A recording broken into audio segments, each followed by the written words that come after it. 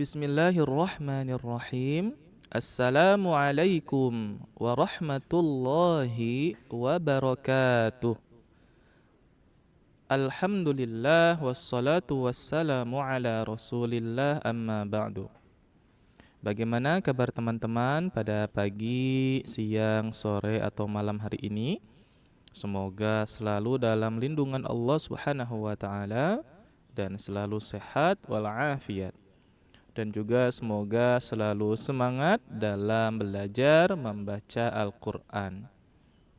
Tak henti-hentinya Ustadz ucapkan barakallahu fiik, selamat kepada teman-teman yang sudah berhasil menyelesaikan Ummi jilid 1 dan jilid 1 sampai dengan jilid Al-Quran. Dan alhamdulillah sekarang sudah masuk ke jilid Gharib. Mudah-mudahan di jilid Gharib ini teman-teman bisa memahami betul-betul materi-materi yang ada di jilid Gharib. Teman-teman yang dimuliakan Allah, para penonton sahabatku channel, insya Allah pada video kali ini kita akan kembali melanjutkan pembahasan kita di buku Ummi jilid Gharib halaman 3. Namun sebelumnya kita mungkin sedikit mereview kembali, sedikit mengulang, memurajaah materi sebelumnya di halaman 1 dan halaman 2. Di halaman 1 kita sudah belajar pelajaran anak. Nah, semoga masih ingat ya. Pelajaran anak. Semua tulisan anak, naknya dibaca pendek. Jika terpaksa waqaf, tetap dibaca panjang 1 alif. Jadi semua tulisan anak di dalam Al-Quran, naknya dibaca pendek. Namun jika terpaksa waqaf, tetap dibaca panjang 1 alif. Nah, kemarin insya Allah kita sudah belajar bersama-sama ya. Bagi yang belum sempat mengikuti videonya, silakan bisa mengklik link video yang ada di kolom komentar.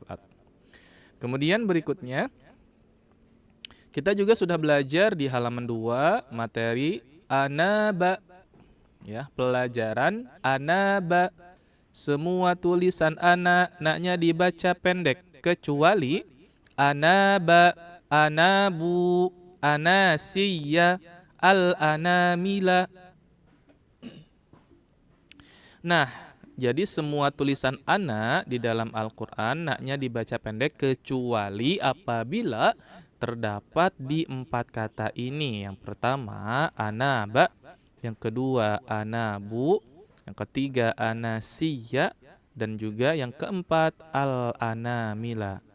Nah, sebelumnya di halaman 2 kita sudah membacakan contoh untuk pelajaran anaba. Ya, untuk pelajaran anaba.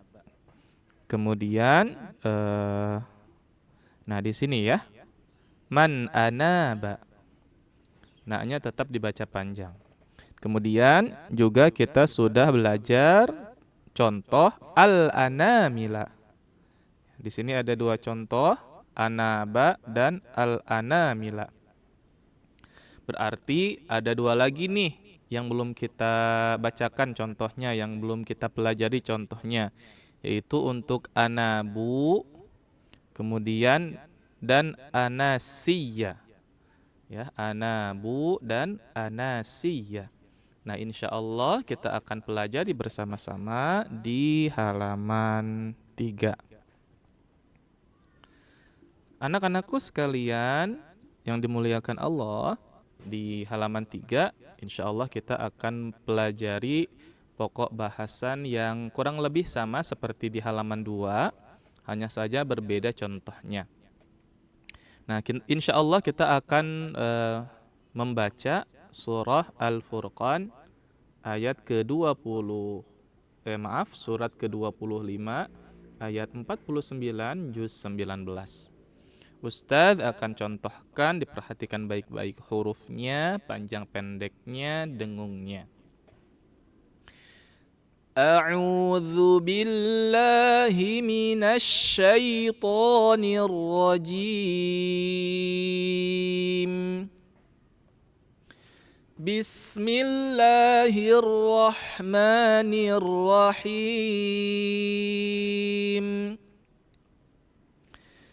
Linuhyiya bihi baldatan maitan wa nusqiyahu mimma khalaqna.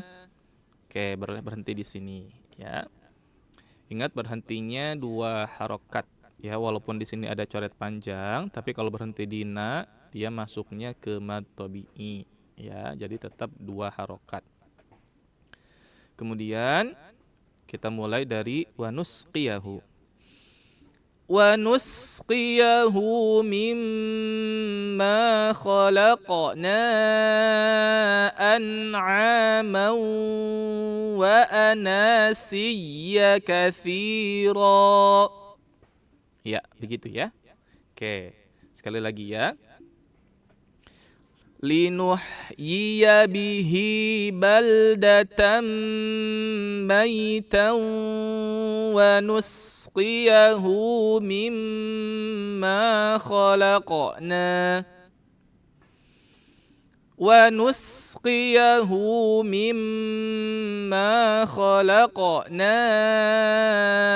an'aman wa anasiyya katsira. Ya. Ada pelajaran apa di sini? Ya, ada pelajaran anasiyya. Yang ini ya, anasiyya. Oke. Baik, teman-teman, di sini di surah Al-Furqan diperhatikan ya. Di sini ada beberapa dengung ya. Baldatam maita. Tamma. Nah, hati-hati di sini dengungnya jangan sampai tidak terbaca dengungnya karena ada tanwin bertemu huruf mim ya. Masih ingat ini materi di jilid 5. Kemudian maitan wa. Di sini juga ada dengung yang lama. Ingat ya. Nun sukun atau tanwin jika bertemu huruf ya, nun mim wawu dibaca dengung yang lama. Kemudian wa nusqiyahu qi. Nah, hati-hati jangan dibaca kaf ya, jangan wa nuski tapi wa nusqi. Kemudian mimma dengung karena mim bertasydid ya. Kemudian khalaqna. Nah, khalaqa. Nah, dipantulkan huruf qafnya karena qaf sukun dibaca memantul. Kemudian mauwa sama, ini juga dengung. Kemudian berikutnya katsira. Nah, ujungnya 2 harokat ya, waqaf di harokat fathatain. Nah, maka dibacanya panjang 2 harokat atau 1 ayun. Jadi diperhatikan dengungnya ditamma, kemudian tawwa, mimma, au, mawwa ya. Kemudian hati-hati di qalqalahnya dan di ujungnya 2 harokat. Baik, Ustaz akan contohkan sekali lagi, diperhatikan ya. Linuhyiya bihi baldatan maitan wa nusqiyahu mimma khalaqna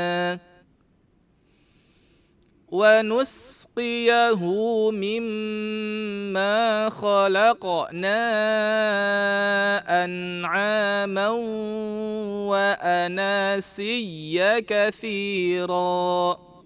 Ya. Ada pelajaran apa? Ada pelajaran anasiyya. Semua tulisan ana, naknya dibaca pendek kecuali anaba, anabu, anasiyya, al-anamila. Nah, maka di sini walaupun ada kata ana tapi naknya tetap dibaca panjang ya, karena pengecualian pada kata anasiyya. Baik, berikutnya kita lanjutkan ke surah Az-Zumar ayat ke-17 ya, Az-Zumar ayat ke-17.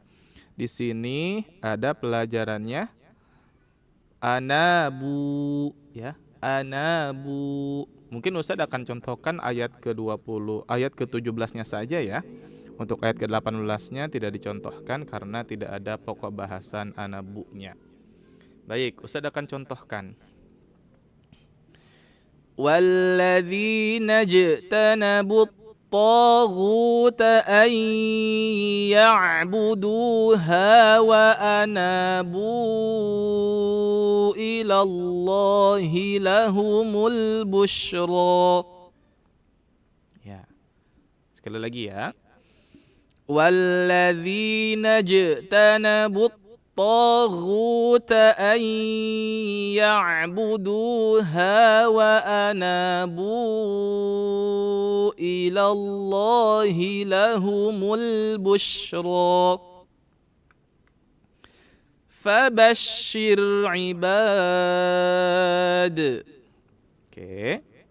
Diperhatikan di sini ada huruf jim sukun dipantulkan. Walladzina pantulkan, kemudian tanabut bukto ya, to-nya tebal, ghuta ghu gitu ya. Kemudian ayya ini dengung ya, dengung. Ini mohon maaf ya kalau ada suara-suara motor karena sambil ruangannya tidak kedap suara seperti itu. Namun insya Allah mudah-mudahan suaranya tetap jelas. Kemudian wa anabu, nah hati-hati di sini anaknya panjang tetap ya, tidak pendek. Wa anabu nah ini 4 harokat atau 2 ayun. Ilallahi lahumul busyra. Nah, ro-nya juga tetap 2 ayun. Ingat ya, fatardo jika waqaf dibaca fatardo.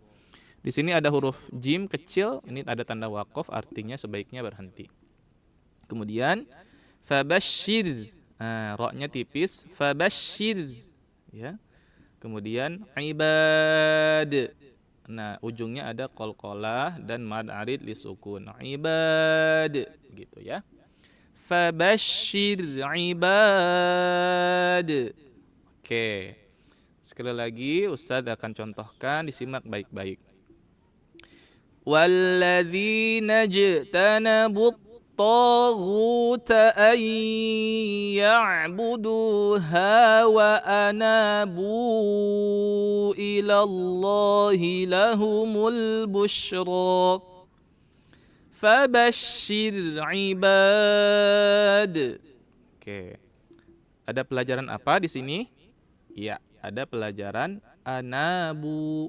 Semua tulisan anak, naknya dibaca pendek kecuali anaba, anabu, anasiya, al-anamila ya. Jadi di sini anaknya tetap dibaca panjang karena apa? Karena pengecualian pada kata anabu. Dan satu lagi di bawah, ini di surah Yusuf ayat ke-45. Di sini pelajarannya anak ya. Anaknya di sini pendek ya, karena semua tulisan anak, naknya dibaca pendek. Jika terpaksa waqaf tetap dibaca panjang 1 ayun. Ini tetap kata anak, bukan anaba, bukan anabu, bukan anasiya, bukan juga al-anamila. Baik, Ustaz akan contohkan ya. Ini sebetulnya contoh untuk halaman 1, tapi nggak apa-apa. Ya, untuk pokok bahasan halaman 1. Tapi nggak apa-apa, kita baca saja agar kita bisa membedakan mana anak yang pendek dan mana anak yang panjang. Wa qala alladhina ja minhuma waddakara ba'da ummatin ana unabbi'ukum bita'wilihi fa'arsilun. Oke, sekali lagi ya. وقال الذي نجا منهما وادكر بعد أمة أنا أنبئكم بتأويله فأرسلون. Ya, hati-hati di umma dengung, kemudian unabbi'ukum bi. Ini juga dengung. Kemudian fa'ar. Ini ro-nya tebal. Oke. Ada pelajaran apa ya di sini? ada pelajaran anak. Semua tulisan anak, naknya dibaca pendek. Jika terpaksa waqaf, tetap dibaca panjang satu alif. Nah, begitu ya. Alhamdulillah. Teman-teman yang dimuliakan Allah. Jadi di ayat, mohon maaf, di halaman ketiga ini, kita belajar pelajaran anasiya, kemudian ada anabu, kemudian ada juga anak, ya. Jadi silahkan diperhatikan baik-baik, difahami betul-betul, latihan terus di rumah. Kemudian setorkan ke guru umminya, ustazahnya yang ada di sekolah atau di TPQ TPA. Dikeluarkan suaranya, jangan malu-malu ya. Oke, teman-teman, itu saja video kali ini. Insya Allah di video berikutnya kita akan belajar di pokok bahasan jilid gharib halaman 4. Oke, sekali lagi barakallahu fiik. Terima kasih sudah mampir di video ini.